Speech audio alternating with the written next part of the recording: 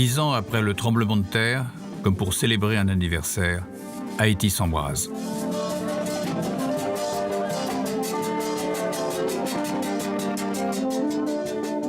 Ils marchent, hurlent ou dansent pour contraindre Jovenel Moïse, le président de la République, à la démission.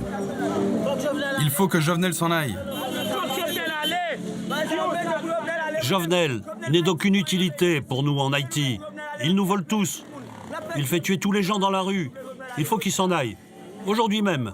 Qu'il n'oublie jamais que le sang va couler pour qu'il s'en aille. Ok, merci.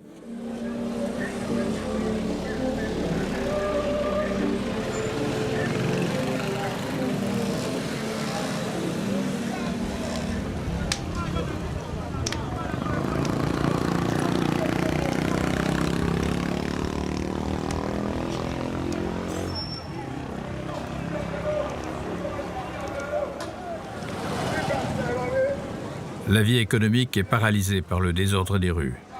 Les pauvres, encore plus pauvres. Ces gens luttent pour des sachets remplis d'eau potable, qui eux aussi arrivent à manquer. Les hôtels sont vides. Best Western annonce que la chaîne quitte Haïti.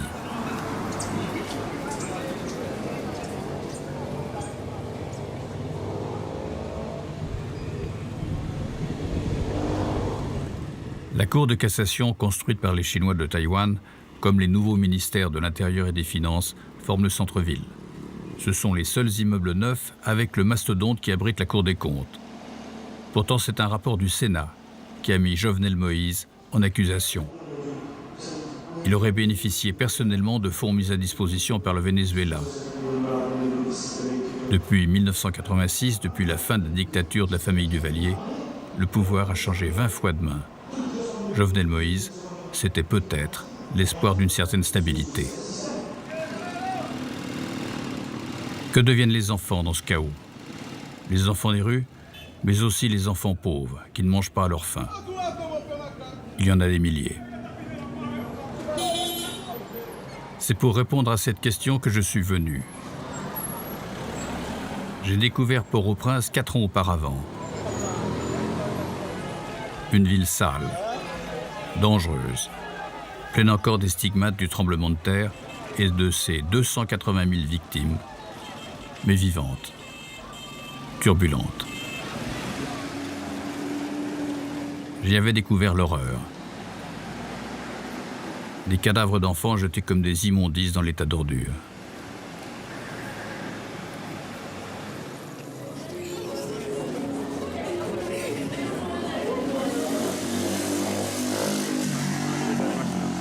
C'était, paraît-il, courant. Une douzaine de corps comme celui-ci, celui d'une petite fille, trouvés chaque mois par les éboueurs.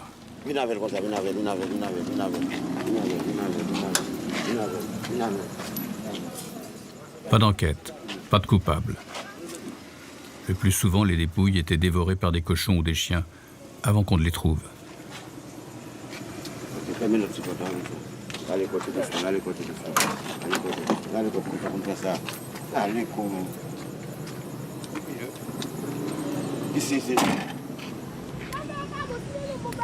J'avais rencontré Hitson, ce gamin, unijambiste, un enfant des rues.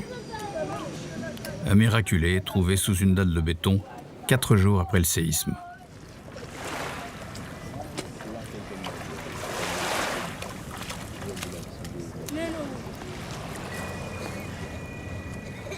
Je l'avais suivi dans sa famille où il revenait de temps à autre, dans ces baraquements érigés par la Croix-Rouge pour les handicapés. Bonjour, bonjour. Bonjour.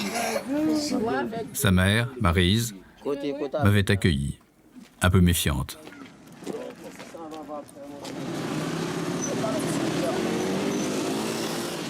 Rencontré aussi Richie, un paralytique. On lui avait volé son fauteuil.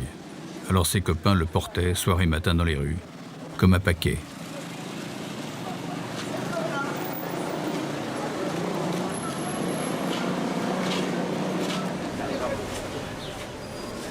Nous lui avions finalement retrouvé un fauteuil, et quand nous l'avions quitté, il semblait presque heureux.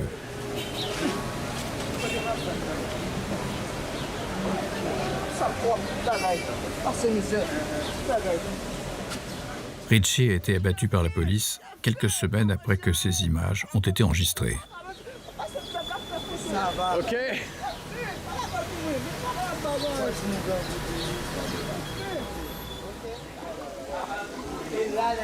Richardson, enfin. C'était un chef de bande. Avec une dizaine d'autres enfants des rues, il triait méthodiquement les ordures pour en retirer l'aluminium qu'il revendait ensuite. Il était malin, Richardson, et plutôt dur, malgré son jeune âge.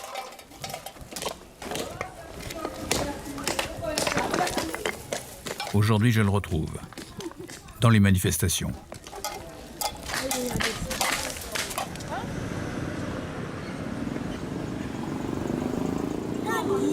Ils sont en train de départ du président. C'est ça qu'ils disent à ce moment-là.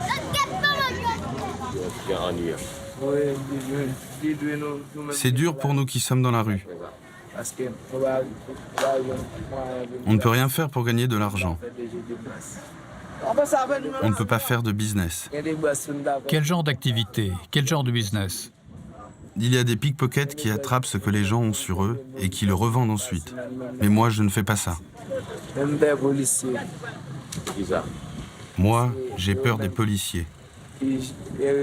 Parce que eux, ils nous donnent quelquefois à manger dans la rue, pour qu'on n'aille pas aux manifestations. Ils espèrent comme ça nous calmer. Et toi, tu souhaites le départ du président? Si le président s'en va, ça ne sera pas bon pour nous. Pourquoi? Parce que le pays va être chaud. Les gens vont s'entretuer.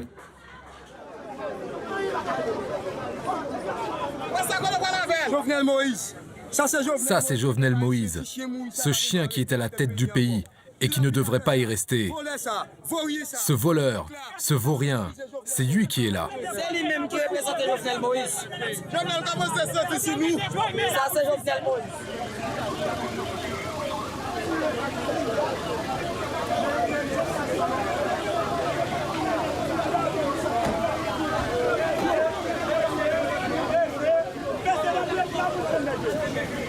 Hitson, le petit garçon unijambiste, est lui aussi dans les manifestations.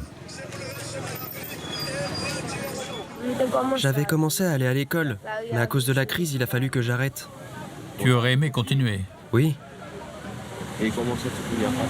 Et maintenant, tu te sens mieux que quand tu étais dans la rue. oui, je me sens mieux. J'en avais assez de la rue. Ça me fatiguait.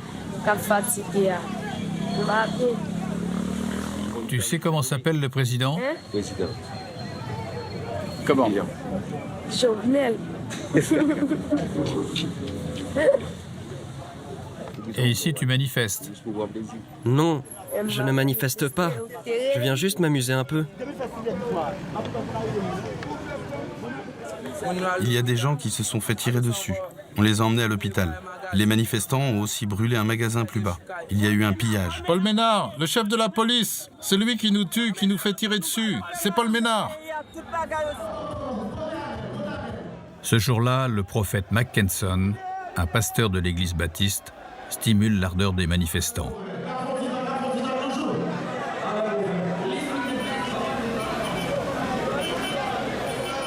Ils sont des milliers.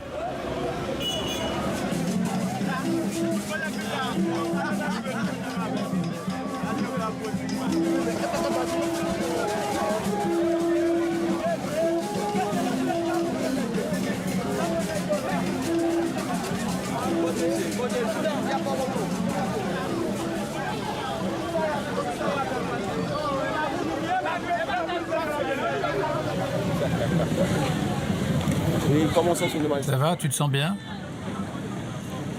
Pas tellement bien quand je marche beaucoup, mais c'est bon pour moi. Pourquoi tu vas dans la manifestation? C'est vraiment pour t'amuser? Non, pas seulement. La vie ne va pas bien pour moi. Je n'ai rien à manger.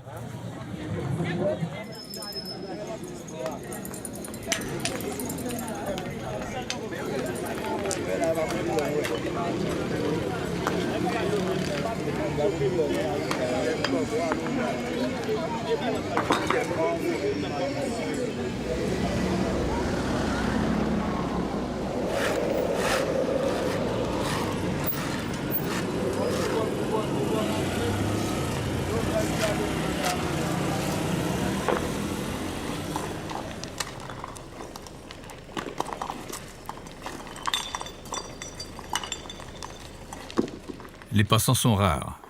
La mendicité ne paye plus.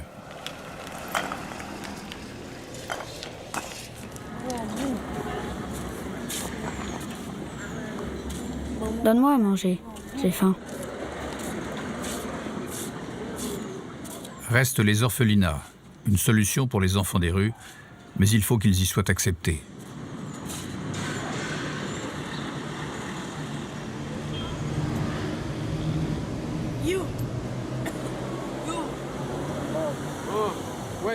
Attends.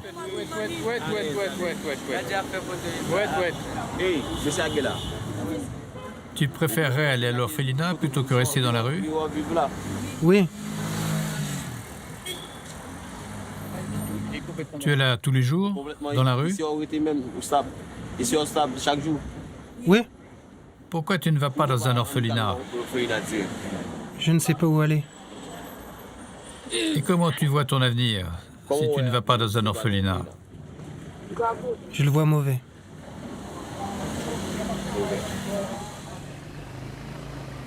Cachés derrière ces murs, il y a 750 orphelinats à Haïti, sans compter les clandestins. Une centaine de plus. L'IBSER, l'Institut du bien-être social, qui regroupe les services de l'État pour la protection de l'enfance, on a fait le recensement, puis on a fermé quelques dizaines. Toute ouverture nouvelle est interdite.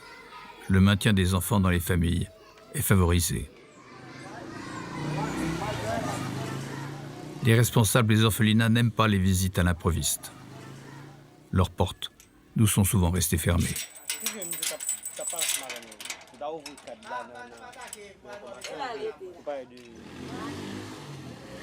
Celui-ci, sans doute parce qu'il n'avait rien à cacher, nous a laissé filmer les enfants dont il a la charge.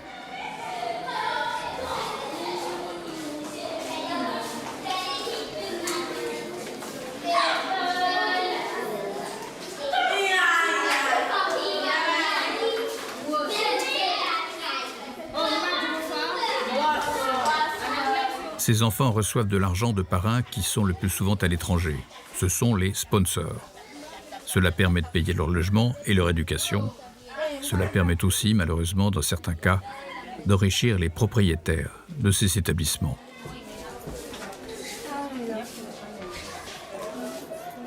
Ce sont leurs parents qui les ont amenés ici. Comment ça s'est passé? La majorité d'entre eux, c'est leurs parents qui les ont amenés ici, ou des proches, entre autant. Mais où ici? Carrément ici, à la porte de l'orphelinat ou dans l'orphelinat? Dans l'orphelinat. Et alors, comment ces enfants trouvent-ils un sponsor? Bon, ils trouvent les sponsors par les démarches du responsable, le docteur Bernard. Et il y a les étrangers ici, quand ils viennent ici, ils cherchent des sponsors internationaux pour les enfants qui n'ont pas de sponsor. Ah, il y a des gens qui viennent ici? Ils viennent des étrangers, ils leur trouvent des sponsors. D'accord. C'est-à-dire que c'est des organismes charitables, j'imagine? Charitables. Qui voient les enfants qui sont ici et qui ensuite, à l'étranger, disent aider cet enfant et qui trouvent des fonds pour l'aider. C'est ça? C'est ça. Et c'est la raison pour laquelle moi, je fais aussi le travail de correspondance. Je vois les photos des enfants pour que les États-Unis, les Américains les voient ou les sponsors, les Américains établissent le contact pour trouver des sponsors ici pour nous. Et est-ce que tous les enfants trouvent comme ça des gens qui donnent de l'argent pour eux? La majorité d'entre eux.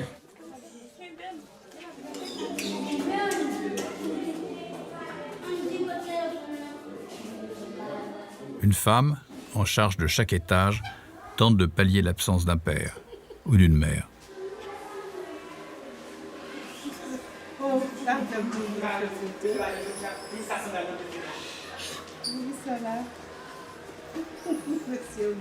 Tout semble paisible, mais les soucis liés à l'insécurité des rues franchissent les murs.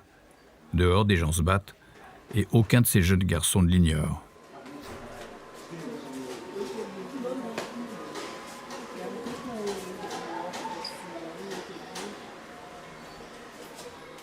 Vous entendez quelquefois des coups de feu? Oui. Le jour ou la nuit? Oui, quand il y a des tensions politiques. Cela peut arriver, de jour comme de nuit. Qu'est-ce que vous préférez faire dans la journée? Manger, manger. Waouh! C'est sûr que si j'oublie un plat... Du poulet, du poulet, du poulet. On leur demande ce qu'ils aiment et leur première réponse est manger. Le football. C'est qui le meilleur au foot? Lui, il a une médaille.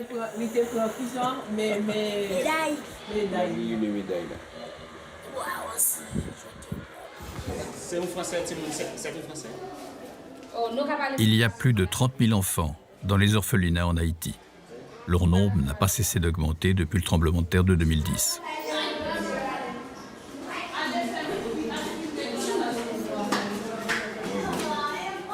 Le chiffre fait scandale. Elie Thiello était responsable d'une organisation gouvernementale de lutte contre le trafic des personnes.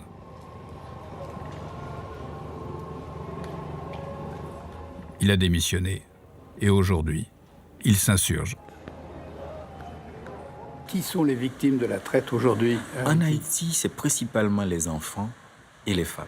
Principalement les enfants, qu'on retrouve dans plusieurs espaces qui les exposent à ces réseaux de trafiquants. Par exemple, dans les orphelinats, il y a beaucoup d'enfants qu'on peut considérer victimes de traite des personnes. On peut considérer aussi des enfants qui se retrouvent en situation de rue, ce qu'on appelle les cocorates en Haïti. Certains d'entre eux peuvent être victimes de traite des personnes. Il y a aussi sur la frontière haïtiano-dominicaine beaucoup d'enfants qui se retrouvent victimes de traite des personnes, au point tel que certains endroits, il y a un endroit en particulier où on peut aller, comme on va sur un marché de bœufs, de cabris, acheter des enfants pour traverser la frontière haïtiano-dominicaine. En ce qui concerne les orphelinats, est-ce que vous pouvez nous décrire comment ça se passe? En fait, la première chose qui devrait frapper l'attention de toute personne qui s'interroge sur les orphelinats en Haïti, c'est que 80% de ces enfants en orphelinat ont leur père et ou leur mère vivants.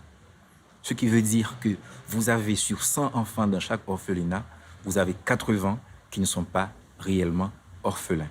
Donc, la question doit se poser, pourquoi placer ces enfants en ces lieux-là?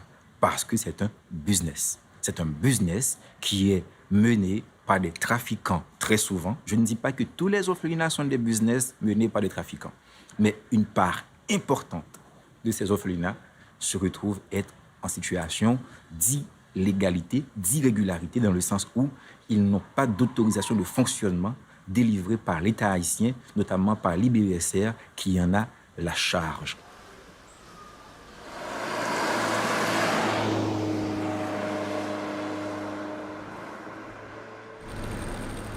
Monsieur Israël est un chercheur d'enfants. Il travaille pour les orphelinats.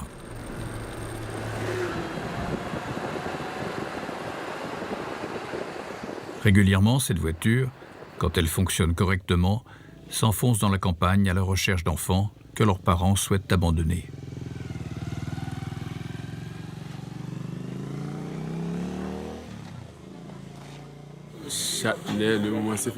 Les orphelinats font appel à moi quand ils jugent nécessaire de recevoir de nouveaux enfants.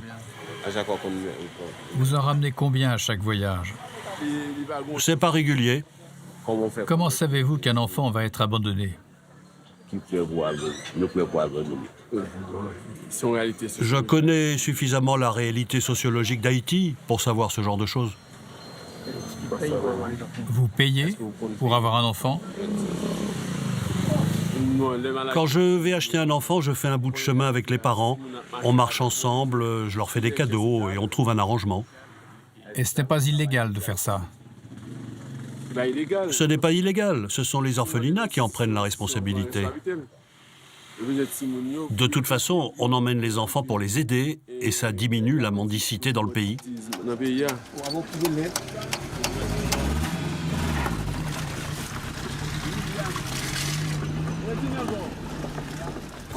Où va-t-on? À Saint-Michel de la Talaye. On va dans plusieurs maisons.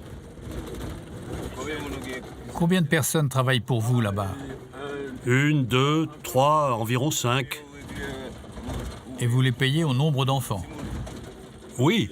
Et si on a la possibilité, on leur donne un supplément.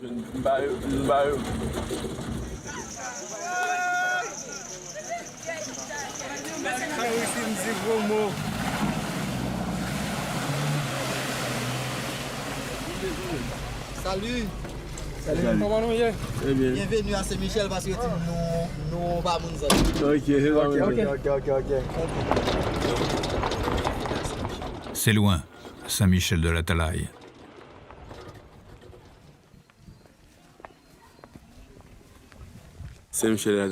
On vient souvent ici pour trouver de nouveaux enfants. C'est un endroit où les gens ont toujours besoin d'argent. Il n'y a qu'à voir l'état des routes. Ici, la situation est difficile. Et puis, situation est difficile.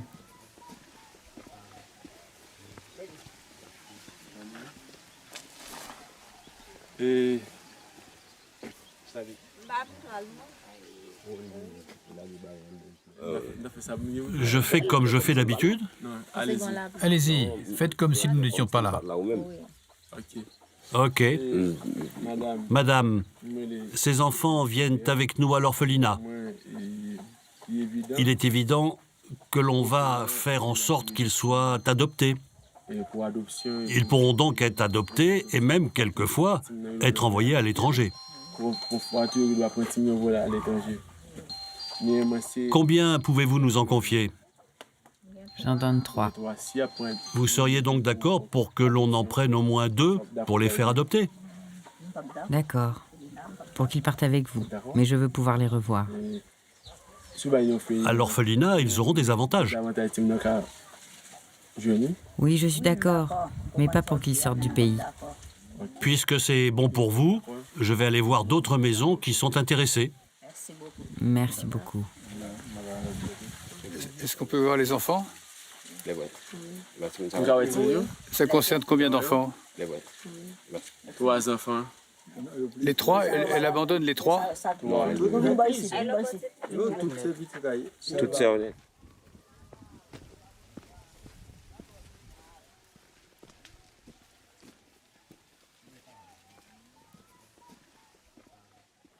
Vous acceptez de vous séparer d'eux? Je ne supporterai pas de ne plus jamais les revoir.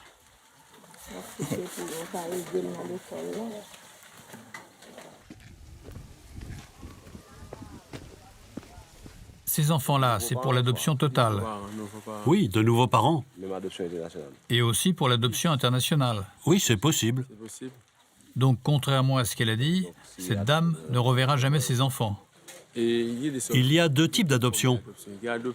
La première, les parents revoient leurs enfants. La deuxième, les enfants peuvent partir à l'étranger. Ça ne vous gêne pas de faire ce métier? Non, je n'ai pas honte.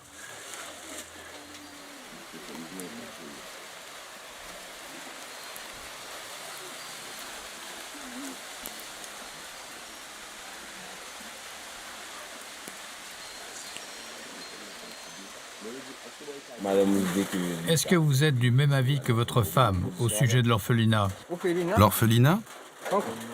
Comment ça, l'orphelinat? Pour les enfants. Vous êtes d'accord pour qu'ils partent à l'orphelinat? Je ne sais pas. Je n'étais pas là.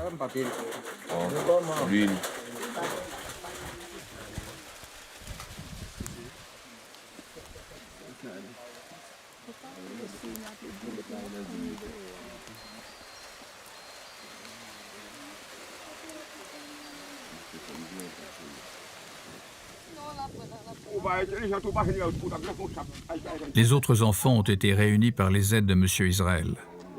Ils attendent, près de ce hangar aux allures de boîtes de conserve. Ils sont là comme pour une kermesse triste, tous avec leurs habits de fête.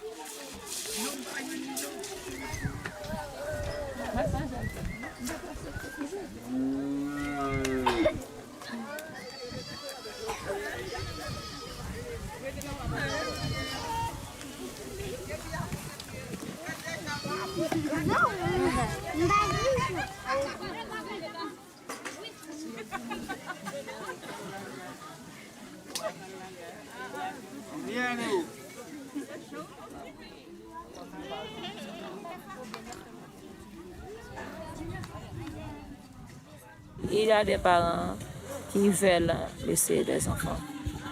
Ce sont des parents nécessités et ils naissent dans le besoin. Ils ne peuvent pas payer l'écolage, même pour nourrir, donc ça avec beaucoup de difficultés. Mais où sont les parents? Ils sont ici, assis, là, les parents ou... Ils sont... les parents, certains parents sont là, mais les autres, ils sont chez eux.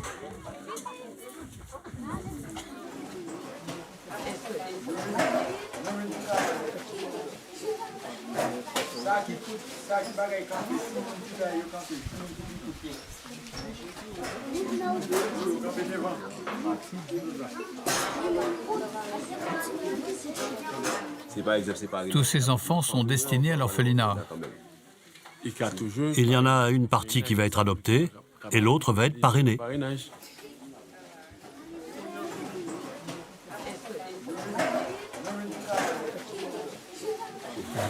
Il est où son fils? Il est où votre enfant? Ils sont là. Là, et j'ai aussi une petite fille avec le t-shirt rouge. Pourquoi avez-vous décidé de les mettre à l'orphelinat? On m'a dit que s'ils allaient à l'orphelinat, ils recevraient de l'aide. En ce moment, la situation du pays est dure. Je n'ai pas d'argent, c'est pour ça que je les donne. C'est pour ça.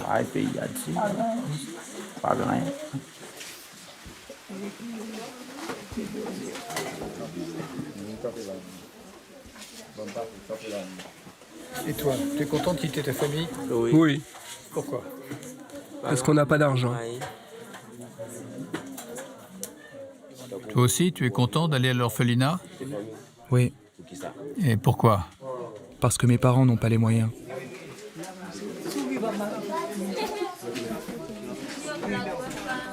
Vous abandonnez combien d'enfants? Là, il y en a 5. Et vous les abandonnez tous les 5? Est-ce que c'est tous les 5? Oui. Vous avez d'autres enfants? Oui. Combien? 5, plus âgés. Comment avez-vous choisi ceux que vous alliez abandonner? Ce sont les plus jeunes? Oui.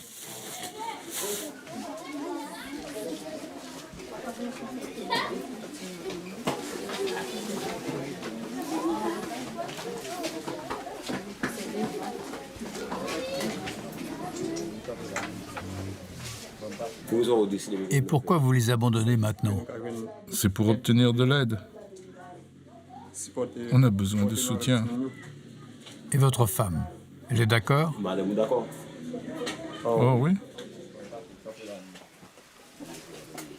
Une petite partie de ces enfants bénéficiera d'un parrainage tout en restant dans leur famille. Les autres partiront à Port-au-Prince. Reste à choisir l'orphelinat dans lequel ils vont être placés.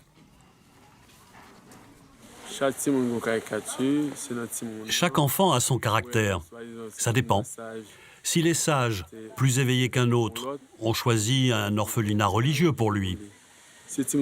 S'il a un niveau moins grand d'intelligence, on le met dans un orphelinat non chrétien, parce que ces orphelinats vont remettre l'enfant dans la réalité.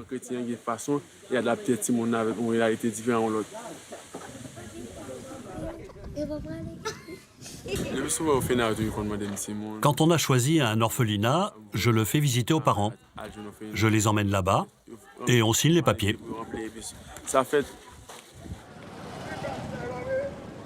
Le chaos règne à Port-au-Prince.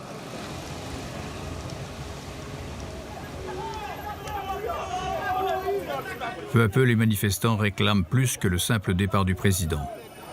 C'est la représentation politique dans son ensemble qui est rejetée. Ces gens lui reprochent son incapacité à gérer le pays, à nourrir sa population. Près d'une centaine de personnes seraient déjà mortes dans ces rues, souvent tuées d'une balle dans la tête.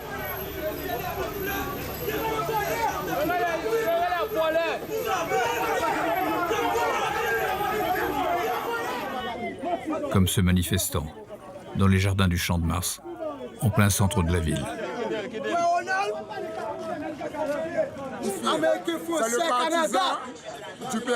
C'est les partisans du parti au pouvoir qui ont abattu le jeune homme que vous avez vu par terre. Ce n'était pas un militant actif. Ce n'était pas un agresseur.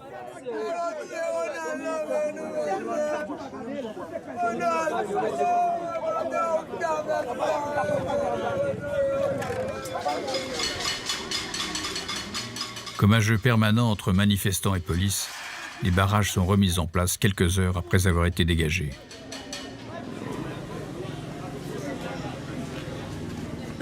Il y a des gens qui passent à moto et qui nous tirent dessus. On est obligé de bloquer la rue pour que ces motos ne passent pas. On est bien obligé d'assurer notre sécurité. C'est pour votre sécurité ou contre le pouvoir? Le pouvoir, c'est un pouvoir de voleurs. On peut même pas manger. Ils volent tout ce que nous gagnons. Une montagne de détritus sépare les baraquements où habite Itzon, le jeune unijambiste, du reste de la ville. Les éboueurs, dont la présence était déjà rare en temps normal, ont pratiquement cessé de travailler depuis le début de la crise. Piste, c'est le nom de son bidonville, est établi sur une piste désaffectée de l'aéroport.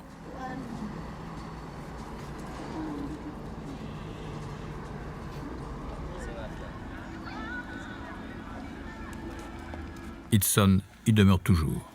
Cette fois, ni foot ni jeu, comme ceux auxquels j'avais assisté lors de mon dernier voyage, la sécurité empêche de vivre normalement.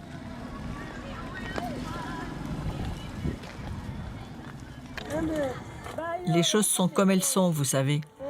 La paix, la tranquillité, ça dure 1 jour, 2 jours.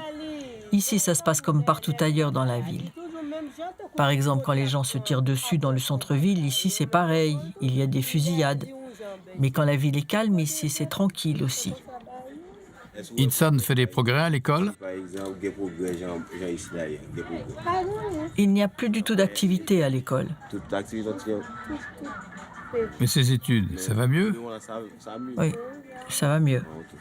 Itzon, il pourrait nous écrire quelque chose, là? Depuis ce matin, il joue dehors.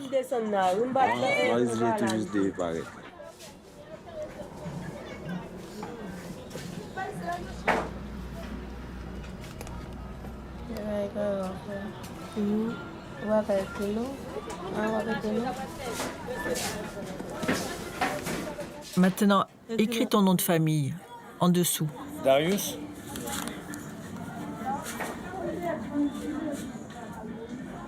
Darius. U-I. U. Celui avec 2 jambes. Darius. Darius.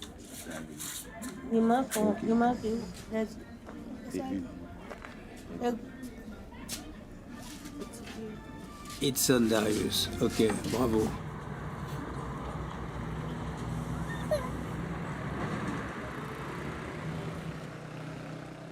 Restent les trafics qu'a évoqué Litiello. Des enfants sont vendus en République dominicaine. Le poste frontière qu'il m'a indiqué se trouve dans le département de l'Artibonite, où coule le fleuve du même nom. Dans ce paysage doux, ouvert, c'est par ici que les armées des esclaves haïtiens, sous les ordres de Toussaint Louverture et du général Dessalines, se sont réfugiés avant que ce dernier, plus tard, ne batte les Français et ne les rejette à la mer. Les esclaves rebellés ont vaincu les armées de Napoléon, venus rétablir le servage. Un fait d'armes célébré ici, mais souvent passé sous silence dans les manuels d'histoire français.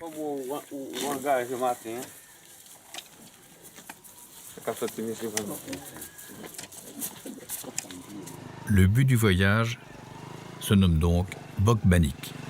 On y arrive après avoir pataugé dans de multiples bas de rivière, après des kilomètres de pistes difficiles.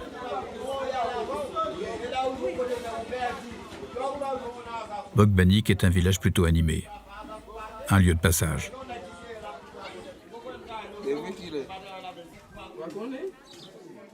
Tout près coule le fleuve frontière.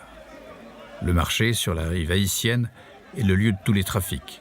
Mais nous ne verrons pas de vente d'enfants, contrairement à ce que nous avait prédit.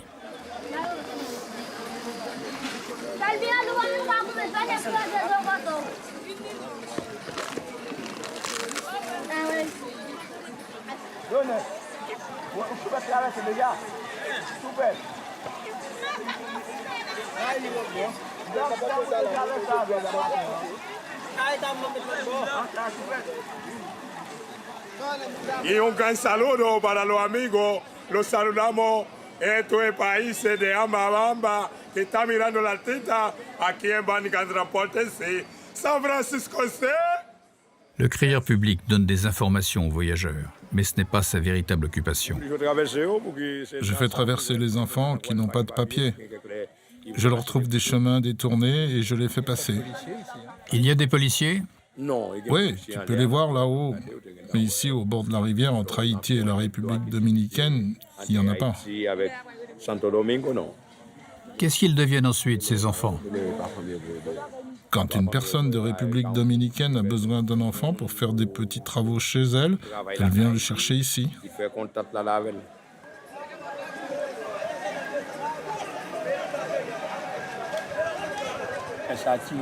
Cet enfant que tu vois là-bas, ils vont l'emmener à la capitale. Ils vont quitter Haïti pour aller à Saint-Domingue. D'après vous, c'est du trafic?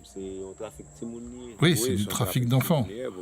Parce que quand l'enfant sort de son pays, il n'est ni avec sa mère, ni avec son père. Et les douaniers ne disent rien? Non. Ils demandent les papiers, mais les gens qui viennent avec des enfants disent que quelqu'un les a fait venir. Les douaniers les laissent passer. Et si ces personnes n'ont pas de papier du tout? Quand ils n'ont pas de papier, les douaniers ne les laissent pas passer, sauf si les voyageurs donnent un peu d'argent.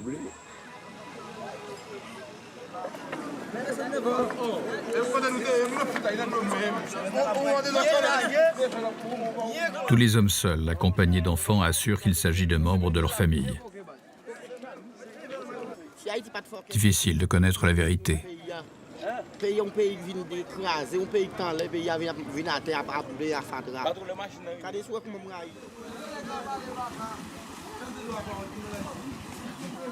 Plus loin, le fleuve est franchi à cheval ou à dos de mulet. Les cavaliers sont presque tous des enfants. Ils ont une sorte de monopole sur le transport d'une rive à l'autre.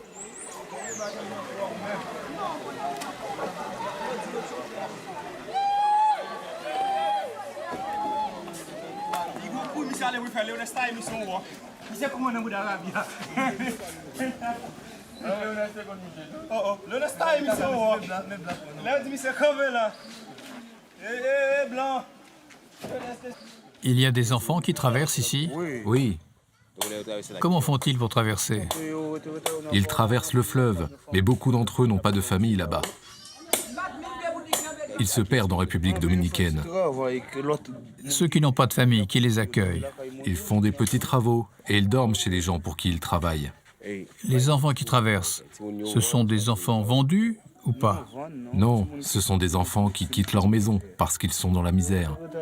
Ils veulent rester en République dominicaine. Il a 8 ans et le sac pèse, paraît-il, 30 kilos.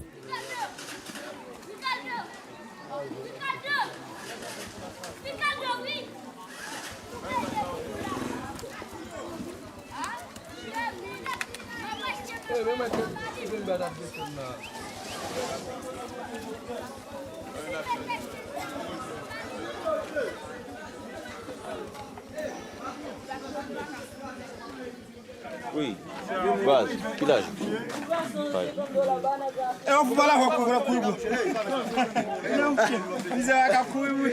Redemande-lui. Redemande-lui. Mais redemande-lui quand même.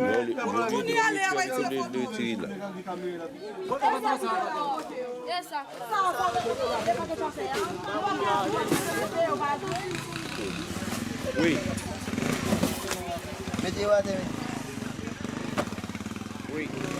Tu vas à l'école?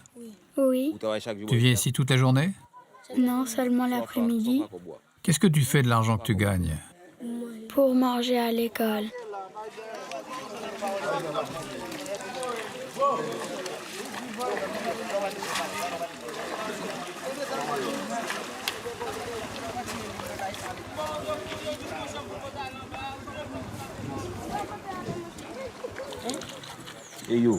Et toi? Est-ce que tu vas à l'école? Non, je n'en ai pas les moyens. Mais en faisant traverser les gens, tu gagnes un peu d'argent. Oui, aujourd'hui, j'ai déjà gagné 25 centimes. Tu es heureux? Tout va bien? Non, je suis pas à l'aise. Pourquoi? Là où j'étais avant, j'étais dans la misère. Dans les semaines qui viennent, quel serait le plus beau cadeau que pourrait te faire la vie? Un peu d'argent pour que je puisse aller à l'école.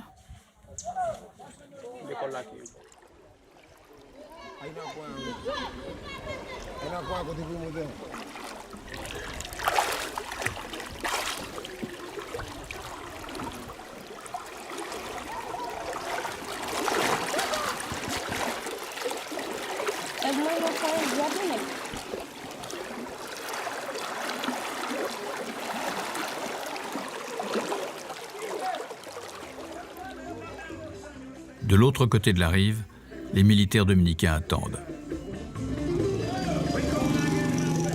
Il y a 6 barrages de police entre la frontière et Santo Domingo, la capitale, où vont la plupart des émigrants. Celui-ci est facile à franchir, les autres sont plus durs. À Port-au-Prince, la violence touche maintenant tous les mouvements de foule.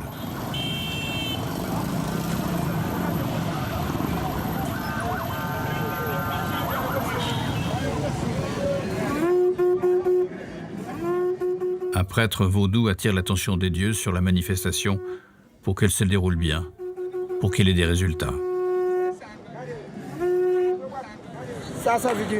Ça sert à symboliser la présence d'un esprit vaudou, le Guinée.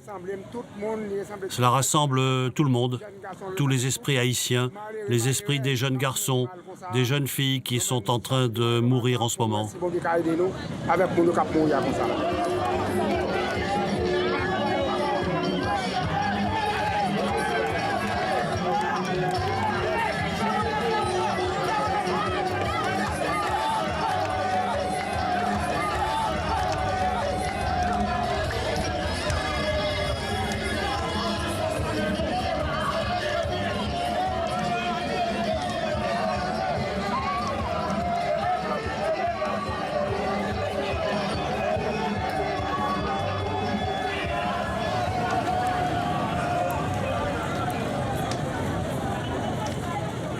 Très vite, c'est l'émeute.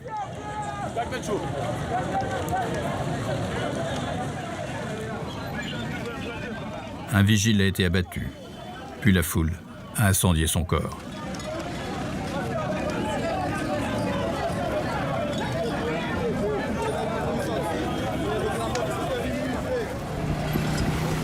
Il devient courant de trouver des cadavres le matin dans les rues, surtout dans les quartiers périphériques.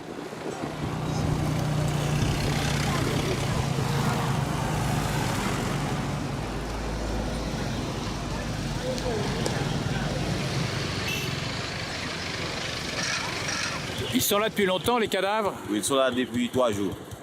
Et pourquoi ils ne les enlèvent pas? Parce que la famille ne peut pas venir le prendre, parce qu'il leur dit s'ils viennent le prendre, ils vont leur tirer dessus. Pour terroriser la population, les gangs diffusent des images de massacres sur les réseaux sociaux. Ils vivent le plus souvent de raquettes ou reçoivent de l'argent des partis politiques.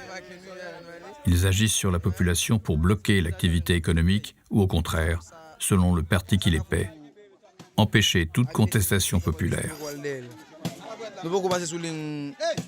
La situation atteint un sommet dans l'horreur.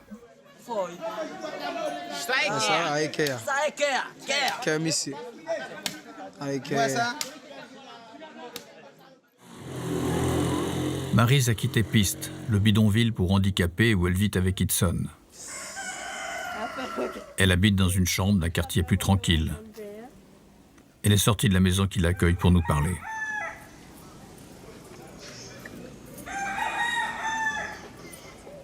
Il y a des hommes des gangs qui sont entrés dans le quartier de Piste il n'y a pas longtemps. Il y a eu des coups de feu près de chez moi et ça, je ne peux plus le supporter. Et Hitson, il est resté seul? Je l'ai appelé, mais il ne voulait pas venir. J'ai voulu l'obliger à venir avec moi. Mais rien à faire. Il est resté avec sa sœur, Jévenie. C'est elle qui l'aide et qui s'occupe de lui. Dès qu'il y a eu des coups de feu près de chez nous, j'ai voulu le retirer du quartier.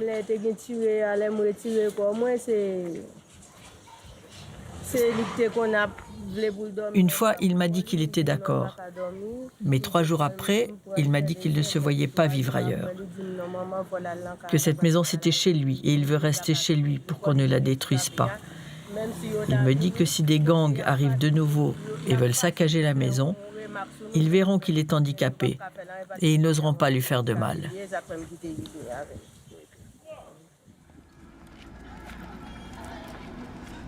Nous l'avons de nouveau rencontré, Hudson, et de nouveau à piste.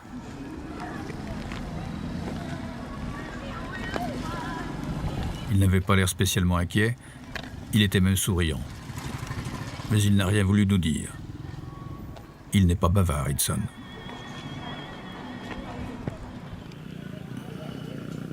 Lorsque je cherchais les orphelinats, on m'a indiqué un bâtiment au sommet d'une colline.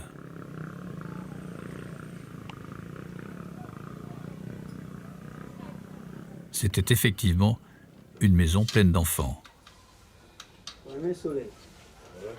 Rien d'un orphelinat, juste une maison de famille, de très grande famille, tenue par un couple d'infirmiers. Madame et Monsieur François Bozille.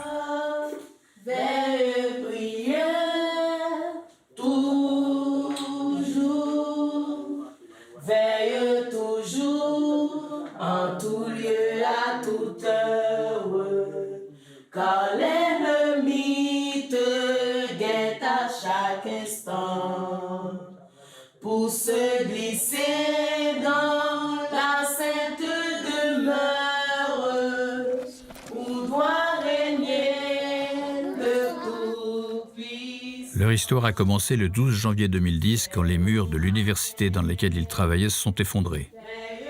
Ils ont porté secours aux enfants qui les entouraient. Et puis, comme personne d'abord ne les réclamait, ils les ont gardés. Il y en avait 43, il en reste 12, toujours avec eux. Les enfants qui sont restés, et ils sont tous des orphelins de père. Ils ont des parents, mais vu la situation précaire, nous avons décidé de les aider. J'ai 14 enfants, mais 2 enfants et les 12 autres, ils vivent chez nous en famille. Avec mes enfants. Investir dans l'humain, c'est plus préférable parce que nous étions touchés par la situation de ces enfants. Madame François Bozille, entourée de ses 14 enfants, veille bien à ce que la douleur de la ville ne monte pas jusqu'à son petit paradis. Comme des milliers de familles haïtiennes, elle tente de venir en aide à ceux qui l'entourent. Elle a investi, dit-elle, dans l'humain.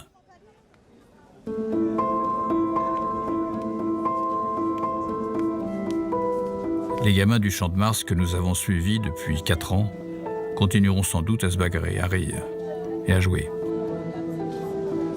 La crise qui secoue Haïti va se terminer, mais leur succession fait douter des efforts entrepris pour les aider. Les chiffres demeurent. 40% des enfants haïtiens ne sont jamais allés à l'école. Plus de la moitié d'entre eux est élevée par des femmes seules.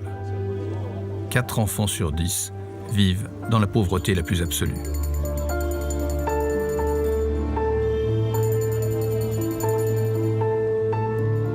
Et Hudson, que va-t-il devenir ?